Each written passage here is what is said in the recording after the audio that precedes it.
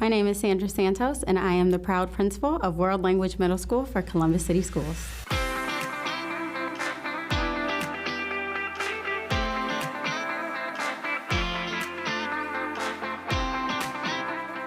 My choice was deliberate.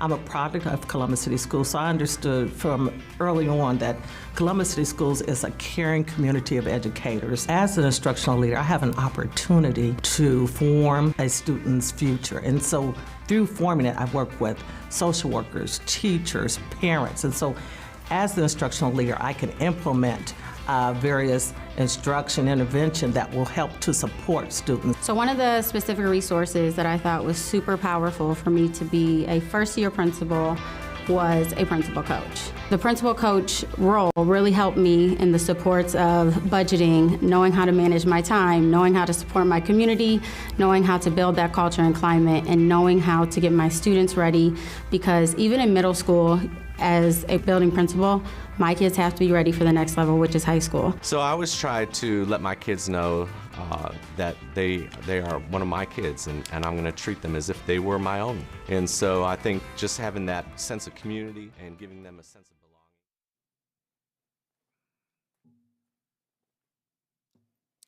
Good afternoon, everyone, and welcome to today's Finance and Appropriations Committee meeting. Today is December the 13th. Is that correct? Mm-hmm. The break is just coming so quickly, isn't it? My goodness. But today we do have a rather informative agenda. We'll, of course, convene the meeting, approve minutes. There'll be a monthly financial report. We'll get an ESSER update. And then we'll also do an AlaView update. It's a very interesting presentation on how we're modernizing the Treasurer's Office here in Columbus City Schools. And then, of course, we'll move to adjournment. Is there a motion to, well, we'd probably call roll. Call the roll? President Adair, we know, is on her way. She's en route. Board Member Brown is unable to attend. Chair Cole. Present. Mr. Green. Here. Ms. Johnson. Here. Mr. Jordan. Here. Mr. Miller. Here. We do have a quorum. All right. Motion to approve the minutes. Second? All right, it's moved and seconded. If no objections, we will move forward. Monthly financial report. Moving right into the fun. Whenever it decides to join. Okay. So this is the first monthly report that we're using, pointing to the newly approved November forecast that the board approved on the 28th, I believe it was. So again, same concept, same. Oh, sorry, can't hear me. Okay, so this is again just using the updated plan pointing to the November forecast versus the 5-year forecast that was approved back in May. So just as a point of reference for this plan, we adjusted the projections again using historical trends as we have before, but we also now have 4 months of actual data factored in as well in addition to those trends. So we have that information as well. So month to date, revenues are above plan by about around $3 million. Expenditures are within less than 1% of the estimates for the month. And these two factors combine for an increase to the ending cash balance of around $9 million. So that is the month to date overview. Year to date, revenues are up again over about $15 million. Again, most of this is due to state funding and the transportation penalty. Understanding that state funding is trending as we expect, transportation penalty has not been assessed. So our numbers are reduced to adjust for that and spread evenly over the plan, but none of that has actually been assessed or taken away at this point. And again, expenditures are above plan, $6.4 million. And this provides kind of a side-by-side comparison of both month-to-date and year-to-date, just to see the impact 1 month has on the year-to-date totals. Moving into the revenues, both month and year-to-date revenue and variance, and it's driven by state funding. All of our estimates are pretty straightforward and pretty on point. The state aid is the one driver that's different. By the end of this, you're going to hear me say that probably 4 or 5 times because it's kind of the broken record that we've got going on right now. But again, we have modeled the changes as it related to the new budget bill, but the transportation penalty has not begun to be deducted. We are seeing emails come through regarding the complaints that have been filed and the certifications, and that's all in process. But at this point, nothing has actually been deducted from our state foundation payments. So our forecast is modeling that money coming out, and none of it has yet. So the variance that you see that shows that we're ahead is artificial. Just understand that part. For the other revenues, primary driver here on the variance is based on interest on investments. We worked with our investment advisor at the beginning of the year to more specifically allocate by month what we knew was set out in investments to mature each month. What we did not do was account for or estimate what that reinvestment interest income was going to look like. So as something matures and we reinvest it, we were not getting into the specifics and trying to estimate how much we would earn on that, because one point of clarification as to why we didn't do that, at least initially, with regards to House Bill 187, which I think Eric can speak to, has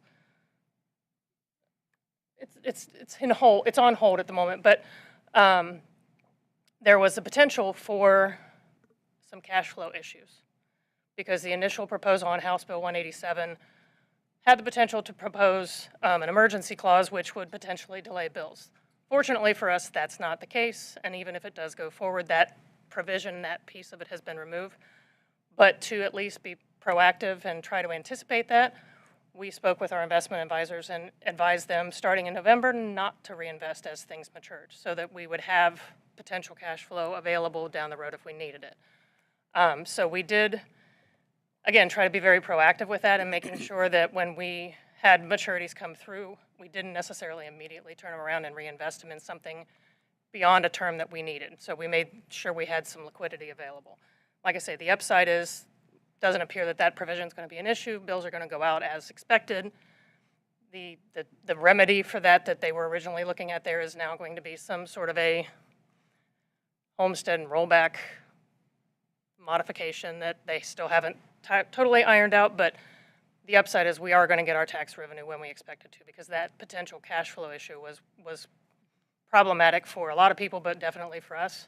And we wanted to make sure that we were trying to maintain as much cash on hand as we needed to. So again, the biggest adjustment there on the other revenues is in fact the investment on interest on investments.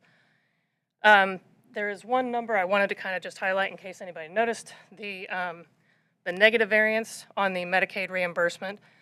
This is, we've been receiving the monthly payments that we normally get, but the timing of when we get the settlements for prior years, once they've gone through and reviewed all of our documentation and everything that we have submitted for reimbursement, there's typically a larger payment made. Last year, we actually got 2 payments because in the year prior, we didn't get any payments of those final year settlements. So we still, to this date, have not gotten a final year settlement for FY22 or 23. So we have that modeled in here, but we have not received any of that. And unfortunately, it's very sporadic. We really have no indication when to expect that or when not to expect that. So it's modeled, but that's why you're seeing a negative variance there, because we've been getting the monthly payments as expected. We just have not got that final year settlement payment yet. Like I say, last year we received the first of the 2 that we received in November, and then we received another one later, I believe, in June. We had, to date, have not seen any of those yet. So that's where that negative variance is representing. Sounds like my 2020 tax return. On expenditures, month-to-date and year-to-date personnel costs are right on plan with a variance of 0.2%. Expenditures for purchase services and supplies are trending a little higher than planned, primarily due to higher carryover encumbrances and just earlier timing of payments. Again, we've modeled the plan based on past trends, and just the timing of when expenditures get paid out sometimes varies, so that's what is accounting for that variance.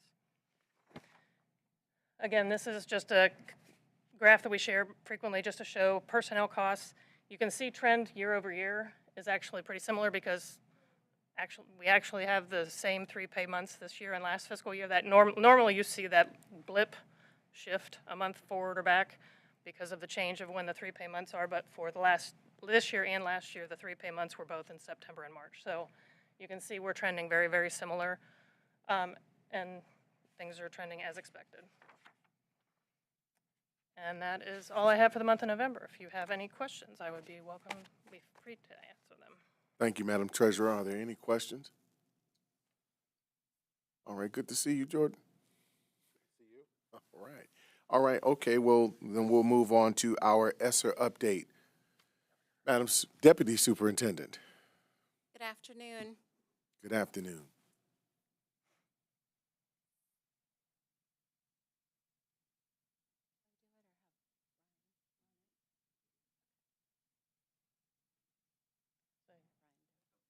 Do you want me to do it? I can. Thank you. So thank you for inviting me this afternoon. I think we've been doing approximately quarterly updates over the last couple of years. I will just name that we are in the final year of ESSER. The funds will end on September 30 of 2024, so we are within a year. Ryan, next.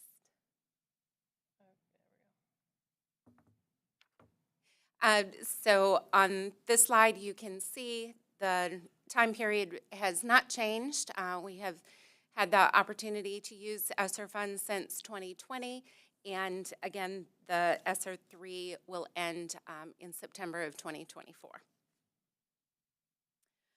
So our final year investments, what I will point out here is that as we go through the last year, that red piece will get smaller and smaller. The red indicates the funds that are remaining, and that is approximately 21% of our ESSER 3 funds remain. You will see in just a minute a glimpse of our website, but what I will share with you is this is a preview. This is effect as of November 30th, so it's just about a week old at this point. We do have just 4 target areas for the remaining funds. At the beginning of the pandemic, of course, we were very focused on safety. As we returned to in-person instruction, we talked about lots and lots of academic strategies.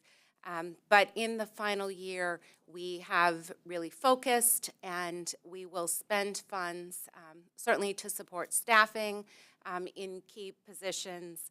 We continue a large investment in professional development for staff aligned to the science of reading. We also have strong student and family supports, including bilingual liaisons and support for English learner families, as well as a number of capital improvement projects.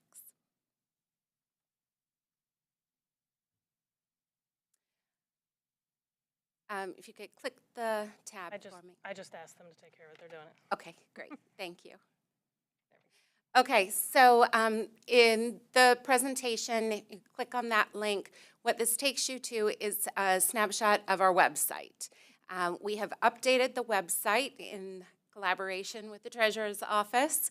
And what you will see there is a quarterly update on spend. So we have redesigned the graphic there. You can see, as I mentioned, that red piece. Oh, go back up. That red piece is getting smaller and smaller, and as we go through the last 3 quarters, that red piece will begin to go away as those funds are expended. One other call out on the website that has changed, Ryan, if you can open one of those, hit expand. What you see there are the details. This particular view is showing all of the various personnel expenditures that account for that personnel piece of the pie. And if you scroll down, you will see details around purchase services, supplies, other spend. So we've added a whole lot of detail to the website for folks who would like to look at the detail. If you're more interested in just the snapshot of how the funds are used, that appears at the top.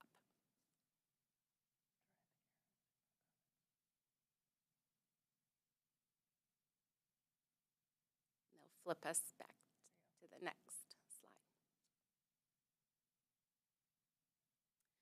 slide.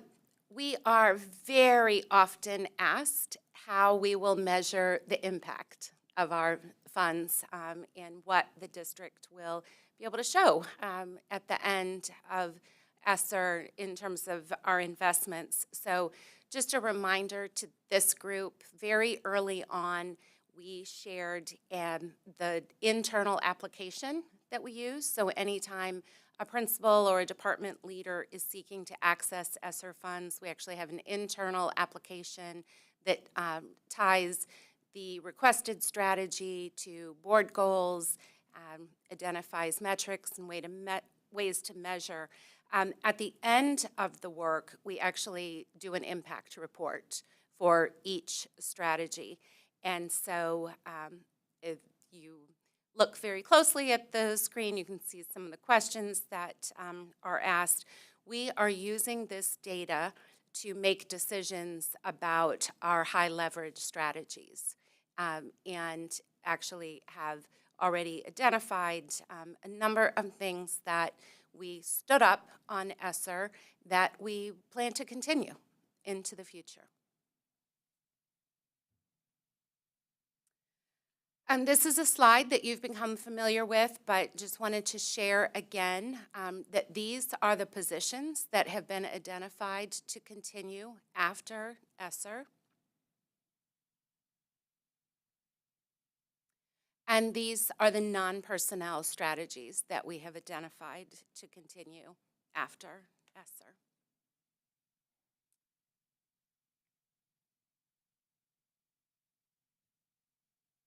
So for this quarter, kept this very short, high level. I would certainly encourage you to take a look at the website if you want additional information. Again, huge thanks to the Treasurer's Office for collaboration on this work. And at this time, I'd be happy to answer any questions. Thank you, Madam Deputy. Are there any questions? Just for me, just a point of appreciation again for the partnership between the Treasurer's Office and the administration. I definitely appreciated seeing the opportunity that, again, as you provided that macro look, but then connecting to the website in a way that showed the very micro level of expense, where we're using these dollars responsibly and in a way that is trying to enhance student achievement in the district, that's actually trying to maintain our commitment to social emotional supports for students, a myriad of things that we're doing. Our first, to me, what I call our first line staff in the buildings who are our custodians. So I'm greatly appreciative of being able to see that more micro level data. Thank you. Thank you. All right. Moving on, Allaview update. I have asked Eric and Terry to provide an update on where we are with Allaview, how we got here, and kind of where we are heading. Allaview is a platform that we have invested in to try to make our financial accounting data a little more digestible and easier to understand for the non-financial and accounting people. We have completed one phase, actually technically completed both phases. We're kind of in the middle of phase 2. And we're moving into what will be a phase 3 at the start of next school year. There's a lot of planning that will go on the remainder of this calendar or this fiscal year for it to be ready to go at the start of next school year. But I wanted to have them share with you what this was. This is something that the two of them have been working very diligently to get done and have done an excellent job in doing. So I wanted them to kind of share that and fill you in. Thank you very much for the introduction. We thought that the best way to kind of kick off this particular section is we have a brief 2-minute video that really explains the why we engaged with Allaview and what it's able to provide in terms of services and the ability to be not only more transparent, but also more accessible for folks. So I'll let them tee that video up. Just as a point of reference, while that's coming up, the September meeting that we had to push back because we were all at an Allaview training, which is when they worked with Allaview to record this video. So.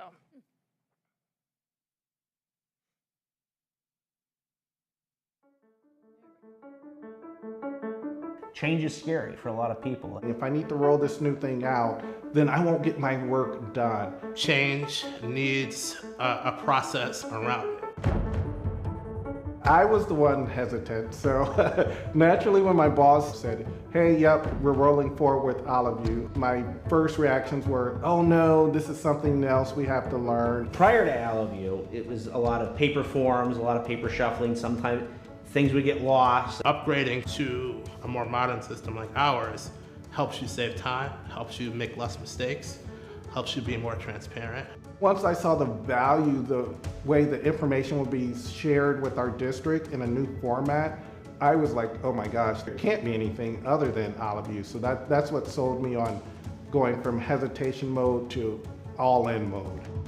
Allaview is a platform that literally can take a spreadsheet, rows and columns, and make it into a picture. When you take this graphical representation, it's like a aha moment. You can see this data much earlier in a format that's much more user-friendly. When it comes to modernization from that business side, it is important because it frees up resources, whether that's human capital or actual dollars and cents, that you can put back into the educational enterprise. The goal of what we're doing is to drive better outcomes for students and families. To do that, we want to be able to free up money to spend it on the right things. Our tool is really easy to learn, and my team provides a white glove service to our customers that makes it really easy to learn the product. They've been really helpful, even on the front end, navigate some of those areas where it could have gotten really ugly really fast. They've kept the ball moving. We've continued to be able to progress because of their attention to detail and the fact they've been available. My entire team is made up of former practitioners, former budget directors, former budget analysts, and so they know what that feeling of change is like. I think the change is going to be that we're spending money, the students are getting what they needed. It'll improve our test scores because the students will have the resources that they need. The departments will have what they need. Allaview is communication. Allaview is empowerment. Allovue enables districts to take their finances to the next level.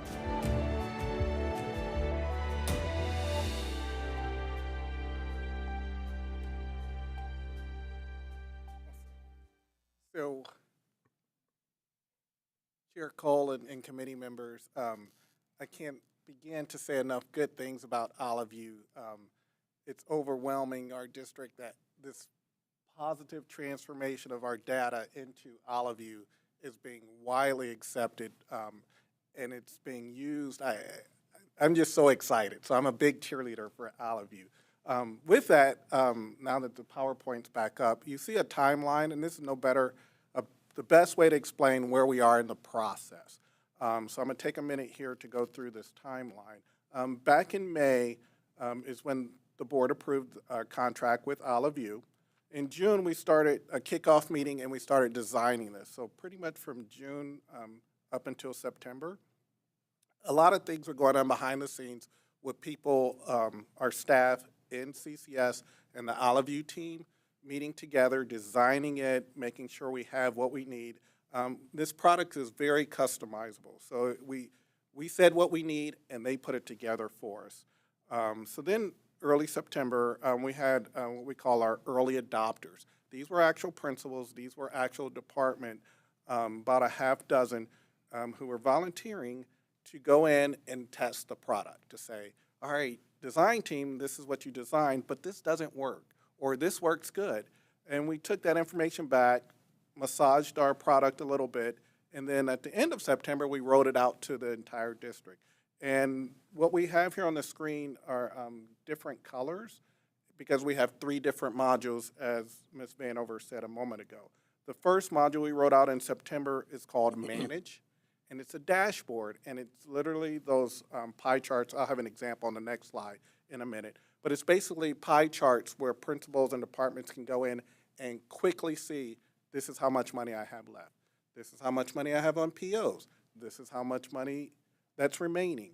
It is that simple, easily to understand. And as I mentioned in the 2-minute video there, before we were given the same information in accounting terms out to folks and didn't understand why they couldn't understand it, and got pushback, rightfully so. So then we explored this model and was like, yeah, we probably need to change our delivery method. And so we took that advice under consideration and actually adopted Allovue. So Manage is the dashboard. That's intended to be used every day or as often as our users would like to use it. The next section here is in blue, and that's our budget module, and that's intended to be used once a year, and that's where our users go in and actually type in where they want their next year budget to be. So it's pretty much from a ground-up perspective of the principal in the building says, yep, I got $10,000. I want so much to go to PD. I want so much to go to supplies, et cetera, et cetera. So we started that process in October with, again, early adopters, getting some testing done. And then in November, we actually wrote what we call a test environment out to the entire district with pretend numbers, just so everyone can get in to start touching it. And then this week, we just wrote out the real thing, December 12th, 11th, 12th here, the timeline says 12. We literally just rolled it out, and I loved it because right before the meeting, I went in to my dashboard as a super user, and I see we have 369 budgets in process, and actually 13 have already submitted their budgets for next year in the last couple days. So I'm getting a live view of how people are doing these when they're doing it. And that's intended to be completed probably mid-January is when our end users are going to have their budgets in, and we'll roll that up into the 5-year forecast in the early spring in March and April. So that's the budgeting process. So the budget process, like I said, was just rolled out, and today I just saw 13 people or schools have already, in departments, have already completed it. As Jenny mentioned, come January, in the green here, our third module, which we have not implemented yet, is called Allocate. That's when we bring the personnel staffing into Allovue. That is currently not there now. Shout out to our Education Resource Services. That's what ERS stands for. They're designing our staffing model. So they've been working for a while with Catherine Mosier's team and Mike DeFabo's team, and collectively getting a staffing model together for the district that will feed right into OliveView. So between January and July, we will actually be setting up the allocate module based on that staffing model. And our estimated implementation date for the allocate personnel piece will be in July. So recap, from May all the way till next July, we will have implemented fully this OliveView product across the district. So with that, can we go to the next slide, please? Thank you. This is an example of the dashboard I was talking about. This is what went out in September, the first module we set out. This is a principal's view. As you can see on the screen, it's Ben's Elementary. The principal has access, we call these buckets. All these 5 buckets. Every school, it's tailored, their buckets are tailored to that particular school. Some may have 2, some may have 8. It depends on, in this case, we have general fund and 3 different grants. And then we have one bucket at the very beginning called all funds, non-personnel. And here's what I was describing a moment ago of how easy you can just look at this and right away see 58% in the first bucket, remaining 59%, 39%, so on and so forth. We love it that this is, you can start clicking on it. Of course, we can't click on it in a PowerPoint, but the actual principal can start clicking on, what is this 59%? And they would click on it and drill down into which POs or purchase orders are encumbered. They can drill down into where it's actually been spent. And actually the accounting lines, even though in my world that's what I love to see numbers, it'll actually say supplies versus 510.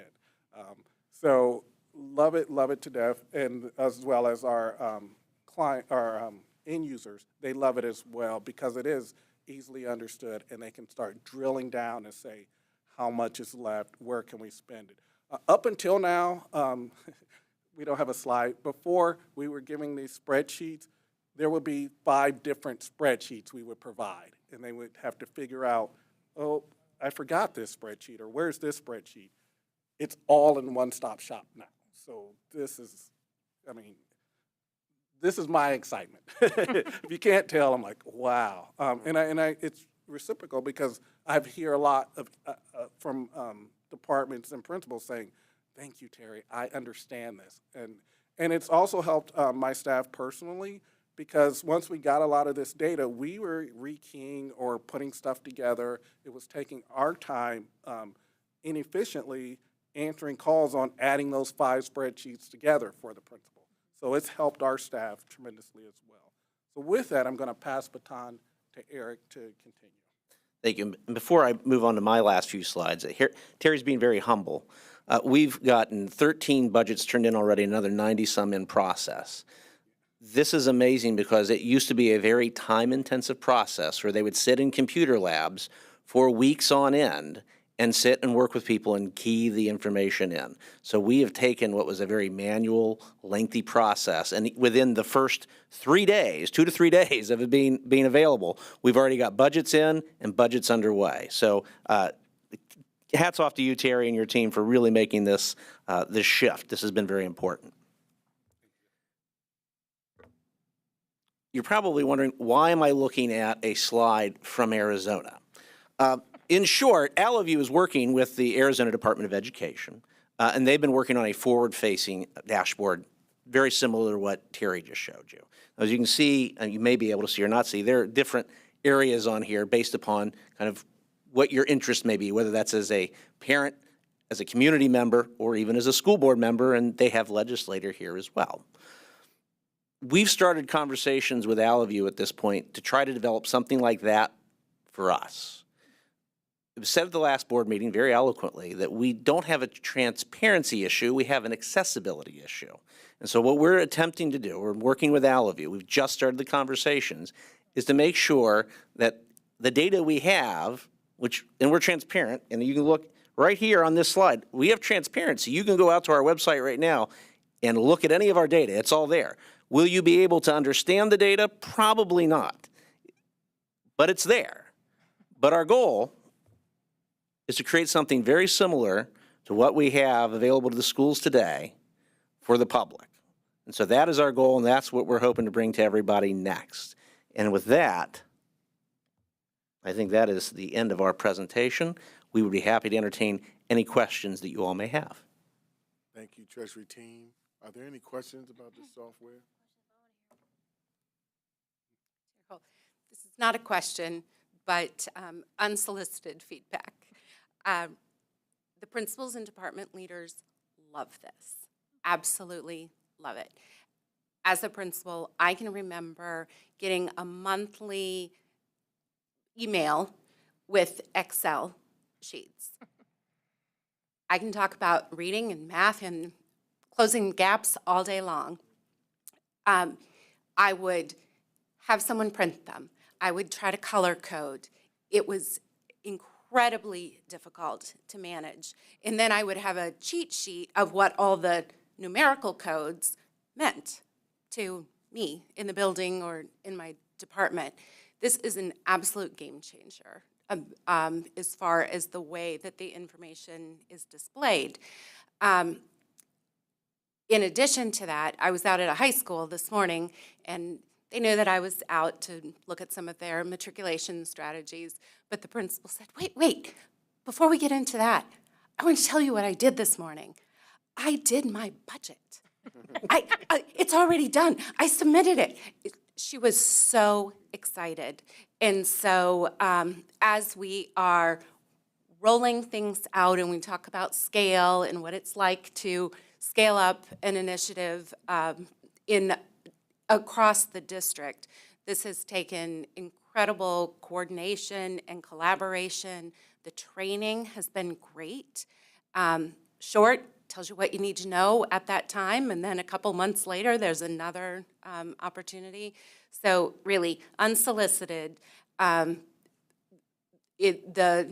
principals and department leaders are incredibly appreciative of the investment and the opportunity to do something different.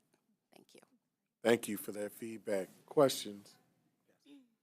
I have a question. Can you go back to the slide that's the example of the dashboard with the donut charts? Okay. So first of all, this is great.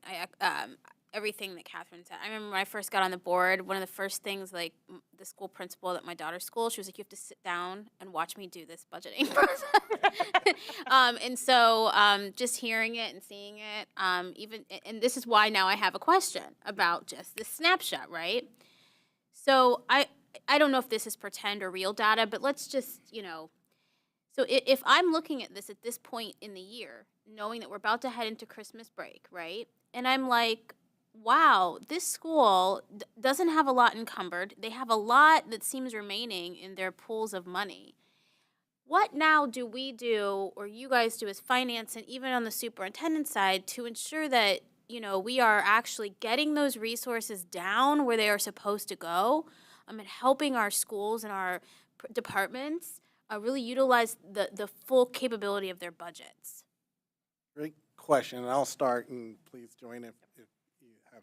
So first of all, this data is now shared with area superintendents, so it's different levels, higher levels are seeing this, like they'll see their entire region. So it's customizable to each person. And those conversations are being brought up in those regional meetings. Exactly your question. Hey, this one here says 96%. What's going on?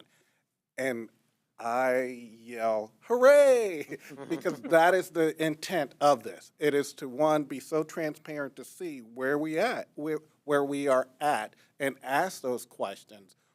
Where are we going? Naturally, this is December. It should be a lot spent down, in my opinion, a lot more. But there could be a reason. Every number has a story. And I just went to Region 2, I believe, and said, yeah, I used a school, and they jumped up, and they was like, but wait, we're planning to do after-school tutoring in March. I'm using that as an example. But they had a plan that wasn't, even though it said 70% left, they're like, but wait, we're going to spend that in the next couple of months. So that's the conversation. That's what's driving it. And then towards the end of the year, yeah, we can it'll be a different story, because we'll be like, we're at the end of the year and it says 57% left. Okay, you said you were going to do it. How come? Why? But because this is being looked at daily, monthly, as we chart along here, and granted, this just started in the month of September, so this is really only 2 months old that we've been doing this, and it's already sparked your questions, in which people laugh because I'm like, yes, that's what we want, because they look at it and they're like, I kid you not, how many principals have said when they said, I didn't even know I had this, and I'm like, that is Yeah, as a awesome. point of That's what we clarification want. to that, Yes. that's precisely why state and federal programs was one of the early adopters that we brought onto this, because this is going to be a huge help for that department. We have so many various grants and so many things that are out there that when Catherine's talking about, you get 7 different spreadsheets, and I got to figure out which one's the general fund and which one's Title I and which one's SIG and which one's we all know the numbers. Doesn't mean anything to the non-accounting people. So then they have to look and try to remember what's what, and it gets lost, and they get confused, and they get frustrated, and they walk away. This puts it in terms and pictures that makes it easy for them, and they can say, oh, there's where my Title I money is.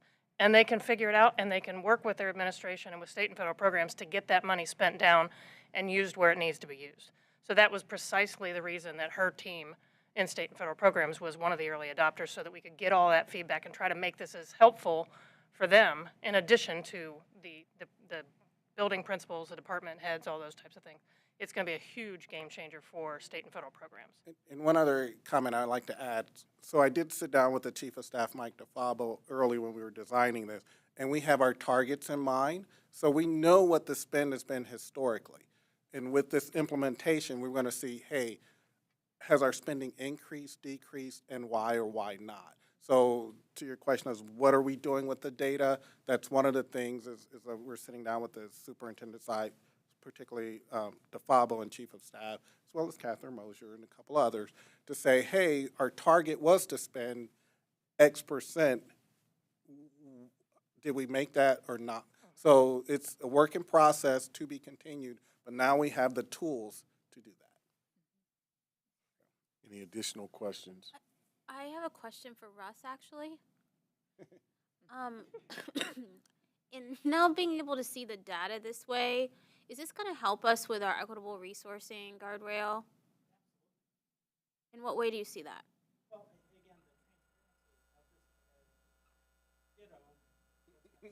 Yeah, I opened it up, I look at the tool, and, it's much easier for me to manage my own budget with this. It's, frankly, my executive assistant can look at the budget and it makes sense to her without having to try to work through this. So I think that very transparency of that, and again, the link to the work with ERS is critical.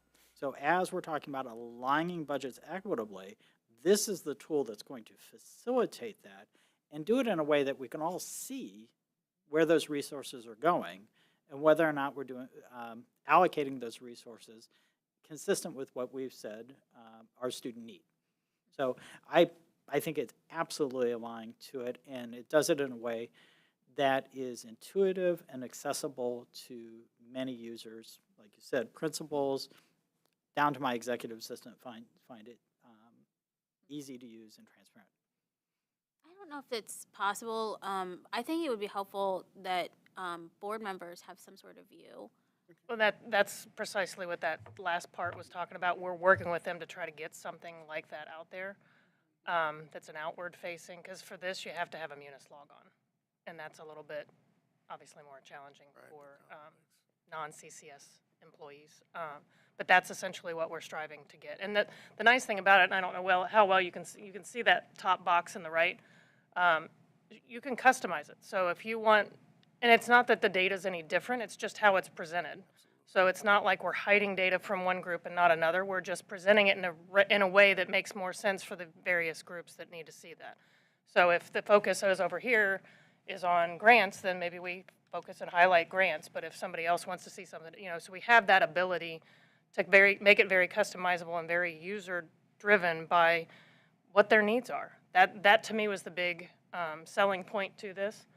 Another point of clarification, and just to connect another dot, if you recall, I think we reported back, when did we go to Indianapolis? Last April.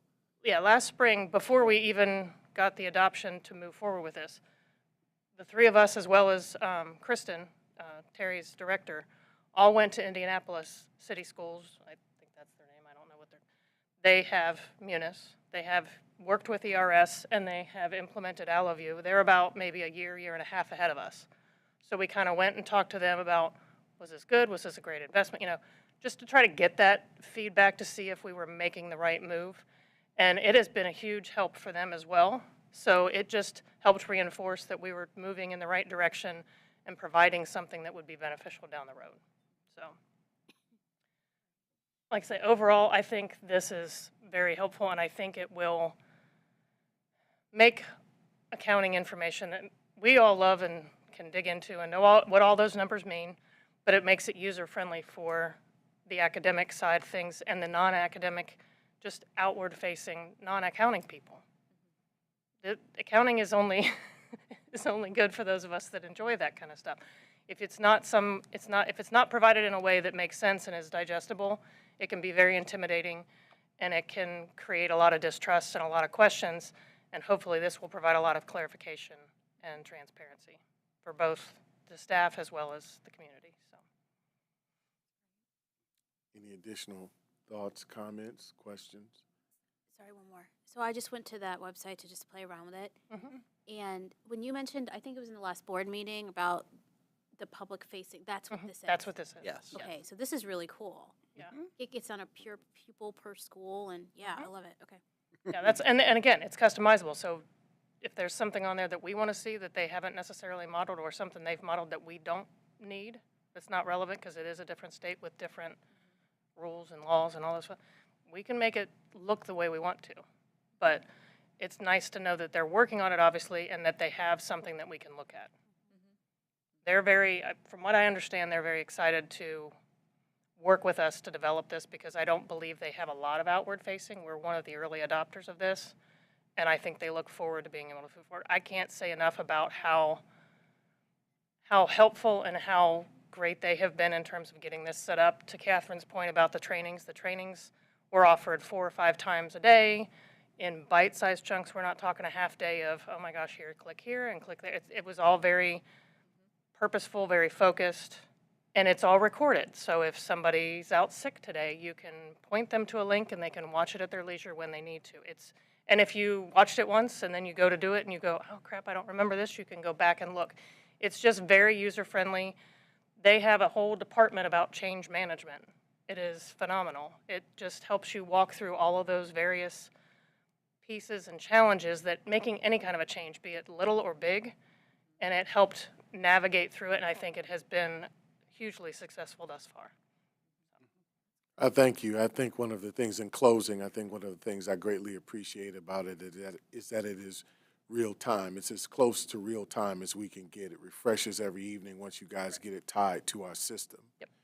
We actually have the opportunity, hours later to be able to see what those updates actually are. So it's not just something that's just that comprehensive, transparently comprehensive kind of, forward-facing dashboard with that information on government funds that are broken up into different pots of money.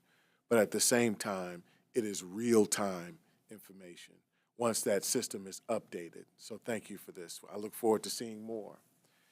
If there aren't any other questions or comments, okay. Thank you again for this presentation. I look forward to having our colleagues, especially our new colleagues who will be joining us next year, see this database piece. With that, is there a motion to adjourn? I'll make the motion. Second. All right. If there are no objections, motion to adjourn is sequestered. Thank you. Thank you.